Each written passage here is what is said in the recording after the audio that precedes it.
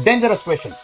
જ્યારે જ્યારે તમને આવી રીતે કોઈ દેખાય કે વર્ગમૂળમાં 6 under root 6 under root 6 under root 6 under root 6 multiplication હોય, વચ્ચે અહીંયા સંબંધ ગુણાકારનો હોય, તો બહુ જ સિમ્પલ છે. છાપરું કાઢી નાખો, જવાબ આવી જાય તમારો 6. હવે અહીંયા જુઓ, ઘનમૂળ 6 ઘનમૂળ 6 ઘનમૂળ 6 ઘનમૂળ 6 ઇન્ફાઇનાઇટ સુધી છે, કાંઈ વાંધો નહીં. અહીંયા કેટલા છે? 3. એક છાપરામાં મૂકી દો અને 3 માંથી એક ઘટાડી દો એટલે જવાબ આવે 2. હવે એકચ્યુઅલમાં વર્ગમૂળમાં 6 છે, કદાચ અહીંયા 2 લખો કે ખાલી 6 લખો, બંને સેમ થાય. હવે આપણે નેક્સ્ટ જોઈએ કે ભાઈ અહીંયા શું છે? fourth root of 6 fourth root of 6 fourth root એટલે ચોથું રૂટ, ચોથું મૂળ. તો ત્યારે બહુ સિમ્પલ છે, 4 માંથી એક ઘટાડી નાખો, 3 આ એનો જવાબ થઈ જાય. એ જ રીતે 15મું મૂળ, કેટલામું મૂળ? 15મું મૂળ, આનો જવાબ આવે, એક બાદ કરી નાખો એટલે 14મું મૂળ એનો જવાબ આવે.